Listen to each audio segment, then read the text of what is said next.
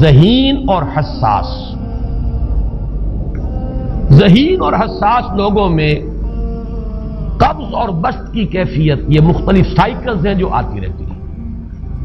کبھی طبیعت میں پشمردگی ہے، دل بجھا ہوا سا ہے، کچھ نا امیدی سی ہے، خود اپنے اوپر اعتماد کی کمی محسوس ہو رہی ہے، مجھ میں صلاحیت نہیں ہے، میں کچھ نہیں کر سکتا، اب تک جو کچھ کیا کبا بھی ہے، امنگ بھی ہے، امید بھی ہے، روشن پہلو نظر آ رہے ہیں. قبض کی کیفیت میں تاریک پہلو نظر آتے ہیں، مایوسی کے پہلو نظر آتے ہیں، پیسیمزم کی کیفیت.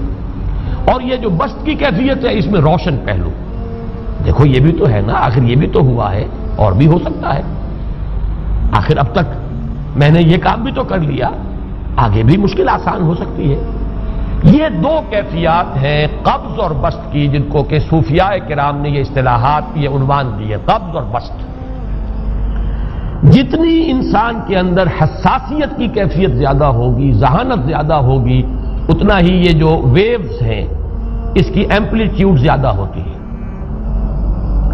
کم ذہین انسان ہے، کم حساس ہے، آئیں گے تو صحیح ہے، لیکن یہ کہ وہ ویو جو ہے اس کا ایمپلیٹیوڈ جو ہے اس کے اندر اوپر اور نیچے کی کیفیت زیادہ نہیں ہوگی. لیکن جتنا یہ معاملہ بڑھتا ہے یہ جو ویو ہے اس کے ایمپلیٹیوڈ بڑھتا چلا جاتا ہے. لیکن نارمل انسان کا معاملہ یہ ہے کہ یہ حدود کے اندر رہے. اسی کی ایک کیفیت جو ہے ایب نارمل جب ہو جاتا ہے، یہی ہے جو جدید ہماری جو سائیکولوجیکل میڈیسن ہے اس میں اسے مینیکس ڈپریسو سائیکوسس کہا جاتا. مایوسی ہوئی تو اتنی ہوئی کہ جیسے کمر ٹوٹ کر رہ گئی، اور اسی ڈپریشن میں ہوتی ہیں خودکشیاں، خودکشی کر جاتا ہے ڈپریشن.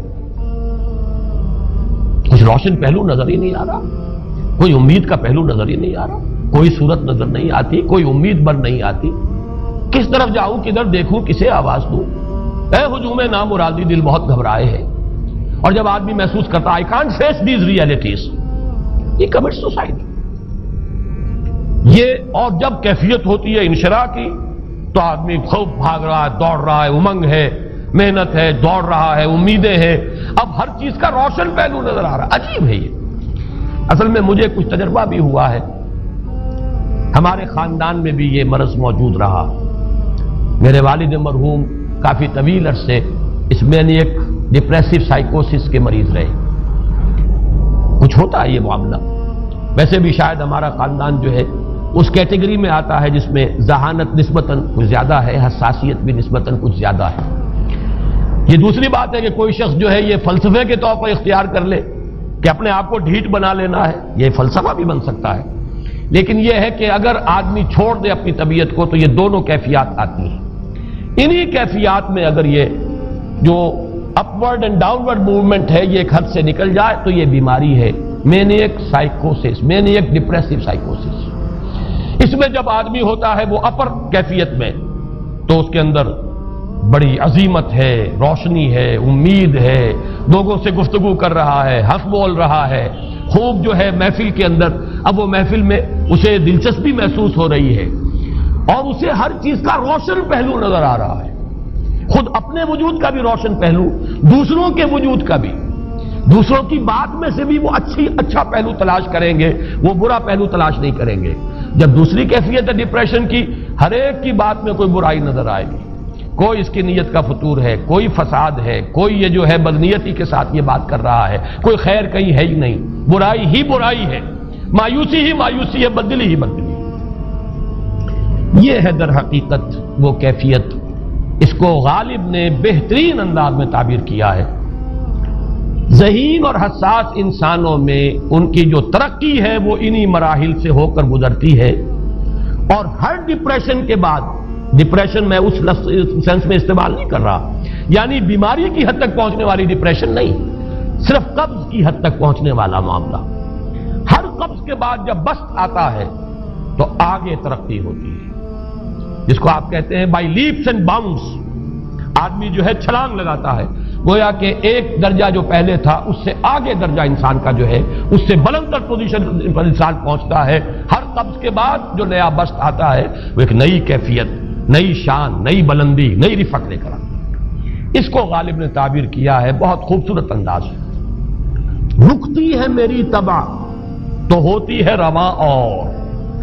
یعنی شاعر بھی کبھی ایسا وقت آتا ہے شعر جو ہے اس پر نازل ہی نہیں ہو رہا, شعر نہیں کہہ پا رہا, طبیعت میں رکاوٹ سی ہے, بندش سی ہو گئی ہے, کوئی کلام موضوع ہو ہی نہیں رہا. لیکن پھر جب یہ کیفیت جو ہے بدلتی ہے اور جب پھر بست کی کیفیت آتی ہے, رکتی ہے میری طبع تو ہوتی ہے رواں اور, پھر اس کے اندر ایک جولانی نئی ایک کیفیت جو ہے انشراح کی, وہ ایک بالکل نئی کیفیت نئی شان کے ساتھ.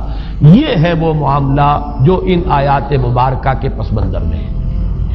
اسی لیے اب میں آپ کو اس کا حوالہ دے رہا ہوں. تفسیر مظہری میں قاضی ثناء اللہ پانی پتی رحمت اللہ علیہ نے بہت عمدہ بات فرمائی ہے کہ حالت قبض اگر کسی شخص پر طاری ہو تو اس حال میں اکسیر کا درجہ رکھتی ہے یہ سورہ مبارکہ, اس لیے کہ یہ نازل ہوئی ہے محمد الرسول اللہ صلی اللہ علیہ وسلم پر اسی حالت قبض میں.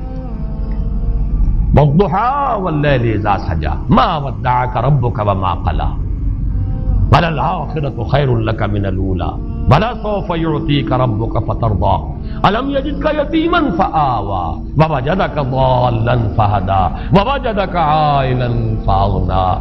یہ تمام آیات اب معلوم ہوگا کہ جیسے موتی پروئے ہوئے ایک لفظ قبض. اب اس میں جو بھی واقعاتی اور جو میں نے آپ کو روایاتی جو بھی پس منظر بیان کیا وہ بھی فٹ بیٹھ رہا ہے. وہ خودکشی کا معاملہ بھی آ گیا, اس میں فٹ بیٹھ رہا ہے کہ بخاری شریف میں روایت موجود ہے کہ حضور فرماتے ہیں کہ میری طبیعت پر اس درجے اضطراب تھا, اتنی کیفیت جو ہے میری تشویش کی تھی کہ میرے دل میں بار بار خیال آتا تھا کہ پہاڑ پر چڑھ کر اپنے آپ کو نیچے گرا دوں. یہ سارے معاملات اب آپ کو محسوس ہوگا جیسے تمام کڑیاں جو ہے وہ جڑ گئی, جیسے رات کو اب آپ اٹھ نہیں پا رہے, اضمحلال ہے, اعصابی جو ہے اعصاب اس درجے متاثر ہو چکے ہیں. صرف یہ ایک احساسات کی کیفیت نہیں ہے, آپ کی قوت فعلی جو ہے قوت عملی وہ بھی اس درجے متاثر ہو چکی ہے کہ کئی راتیں گزر گئی اور آپ رات کو نہیں اٹھ سکے, جس پر کہ ام جمیل کو یہ کہنے کا موقع مل گیا کہ معلوم ہوتا ہے محمد تمہارا شیطان تمہیں چھوڑ گیا. اب یہ جملہ اپنی جگہ پر اس کی کاٹ ہے یقیناً, اس سے یضیق صدرک بما یقولون, لیکن وہ کیفیت جس کی وجہ سے یہ جملہ آیا ہے اس پر نگاہ دوڑائیے, اس پر نگاہ کو مرکوز کریں گے تو معلوم ہوگا ایک لفظ قبض, یہ قبض کی ایک کیفیت تھی.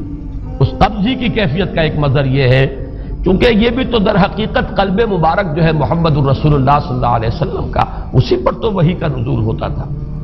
یہ بھی وہی داخلی احساسات و کیفیات کا معاملہ ہے, یہی بھی در حقیقت یہ واردات قلبیہ ہی کا سارا معاملہ ہے. اس کو آپ خارج سے تعبیر نہیں کر سکتے, نہ ابھی کوئی ایسے مصائب تھے, نہ ایسی کوئی مشکلات تھیں, نہ ابھی کوئی رد و قضا ایسی شروع ہوئی, نہ ابھی کوئی بحث و نزاع کا معاملہ ایسا ہوا, نہ کوئی ابھی کوئی فزیکل پرسیکیوشن شروع ہوئی. یہ سب داخلی ہی کیفیات ہیں اور ان داخلی کیفیات کے حوالے سے ان سورہ مبارکہ کو اگر صحیح سمجھا ہے تو صوفیہ نے سمجھا. وہ جو اقبال کا شعر ہے کہ کچھ جو سمجھا میرے شکوے کو تو رضواں سمجھا, مجھ کو جنت سے نکالا ہوا انسان سمجھا. اور کون سمجھے گا؟ وہ تو سمجھے گا کہ دکھے ہوئے وہ دل کی صدا ہے, وہ کیا ہے جو اقبال کی وہ ایک نظم ہے پرندے کی فریاد, گانا اسے سمجھ کر خوش ہونا سننے والے. یہ تو در حقیقت ایک دکھے ہوئے دل کی صدا فریاد, یہ صدا ہے. تو یہ کیفیت جو ہے رضوان سمجھ سکا ہے جو کہ داروغہ جنت ہے, اس نے سمجھا یہ وہی آدم جو نکالا گیا تھا یہاں سے, یہ اس کی فریاد ہے. کچھ جو سمجھا میرے شکوے کو تو رضواں سمجھا, مجھ کو جنت سے نکالا ہوا انسان سمجھا. تو واقعہ یہ ہے کہ اس سورہ مبارکہ کا صحیح فہم اگر حاصل ہوا ہے وہ امام راضی کو حاصل ہو ہی نہیں سکتا. وہ عقل اور منطق کی گتھیاں سلجھانے والے آدمی ہیں, اپنی جگہ ان کی کنٹریبیوشن بہت.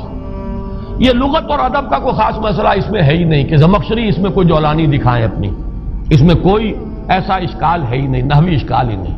لیکن یہ واردات قلبیہ کا معاملہ ہے, احساسات باطنی کا معاملہ ہے, یہ نفسیات انسانی کا معاملہ ہے. اور اس کو وہی سمجھ سکتے ہیں کہ جو ماہرین علم نفس ہیں, اور وہ ہیں صوفیاء کرام ہمارے ہاں, جن کا وہ ذوق ہے, باطنی کیفیات و احساسات جن کا موضوع کہ یہ در حقیقت حالت